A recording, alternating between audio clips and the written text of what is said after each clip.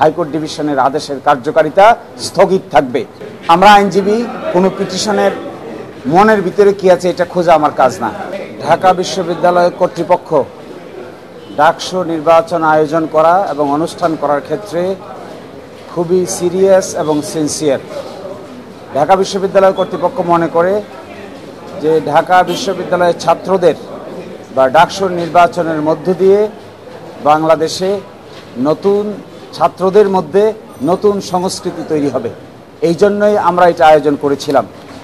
এটির সকল আয়োজন সম্পন্ন হয়েছিল ২৬ তারিখ, যেখানে আমরা ক্যান্ডিডেটদেরকে চূড়ান্তভাবে মনোনীত করেছি। তারপরে আজকে ৫ দিন পরে একটা রিট পিটিশন করে একটা রুল নেওয়া হয়েছে এবং নির্বাচনটাকে স্থগিত করে দেওয়া হয়েছিল। এটি ইনস্ট্যান্টে আমরা মাননীয় চেম্বার জাজের আদালতে এই বিষয়টির যে গুরুত্ব এবং ইম্পর্টেন্স বলে আমরা চেম্বার জাজের আদালতে হাতে লিখিতভাবে আবেদন করেছি। এই লিখিত আবেদন গ্রহণ করে মাননীয় চেম্বার জাজ হাইকোর্ট ডিভিশনের এই আদেশ, যে ডাকসু নির্বাচনকে স্থগিত করে যে আদেশ দিয়েছিল, এই আদেশকে সিএমপি ফাইল বা সিভিল মিসসেলেনিয়াস পিটিশন ফাইল এবং শুনানির আগ পর্যন্ত স্থগিত আদেশ দিয়েছেন।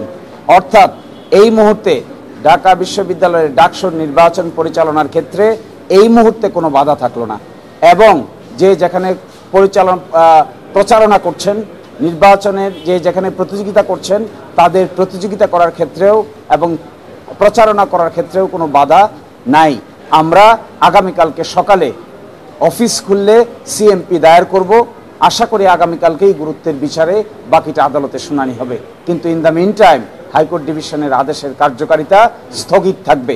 অর্থাৎ ডাকসু নির্বাচন আয়োজন, পরিচালনা, ক্যাম্পেইন, ছাত্রদের উৎসাহ এই ব্যাপারে কোনো স্থগিতাদেশ থাকলো না।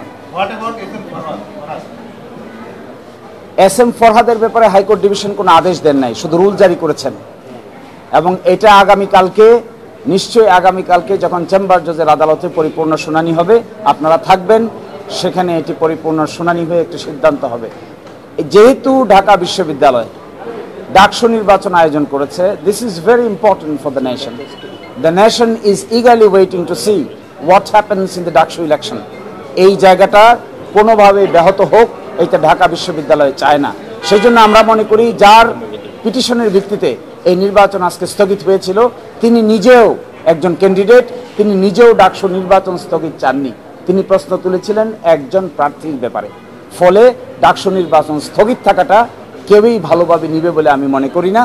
এই কনসার্ন বিবেচনায় নিয়ে মাননীয় চেম্বার জজ সিএমপি ফাইল এবং শুনানি পর্যন্ত এই আদেশের কার্যকারিতা স্থগিত করে দিয়েছেন। বাকিটা এই রুল যারা নিয়েছেন, রুল ইস্যুকারী যার পক্ষে রুল গিয়েছে তার কাছ থেকে আপনারা শুনবেন।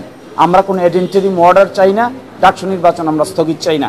সেই জন্য আমরা ইনস্ট্যান্টলি চেম্বার জজের আদালতে গিয়েছি এবং স্থগিতাদেশ পেয়েছি। সকলকে অনেক ধন্যবাদ। বিশ্ববিদ্যালয়ের ছাত্র, শিক্ষক এবং অফিসার্সদেরকে আমি বলবো, যারা নির্বাচন আয়োজনের সঙ্গে যুক্ত আছেন, তারা যেন নির্বিঘ্নে নির্বাচনের আয়োজন করে যান, কাজ করে যান। আপাতত হাইকোর্ট ডিভিশনের আদেশের কোনো কার্যকারিতা না থাকায় এগুলো করতে কোনো বাধা নাই। আমরা আইনজীবী, কোনো পিটিশনের মনের ভিতরে কি আছে এটা খোঁজা আমার কাজ না। আমার কাজ হলো তিনি পেন এবং পেপারে কোর্টে কি সাবমিট করেছেন এটা দেখা। বিহাইন্ড দ্য সিন কিছু আছে কিনা এটা খোঁজার দায়িত্ব সাংবাদিকদের। আপনারা ইনভেস্টিগেটিভ জার্নালিজম করে খুঁজে বাইর করবেন। আজকে এই মুহূর্তে আমাদের কনসার্ন এটা নয়। এই মুহূর্তে কনসার্ন হলো নির্বাচন স্থগিত থাকছে না। এস এম ফরহাদ এবং বাকিদের ব্যাপারে কি রিপ্লাই হবে এটা আপনারা আগামীকালকে অনারেবল জাজ ইন চেম্বারে দেখতে পাবেন।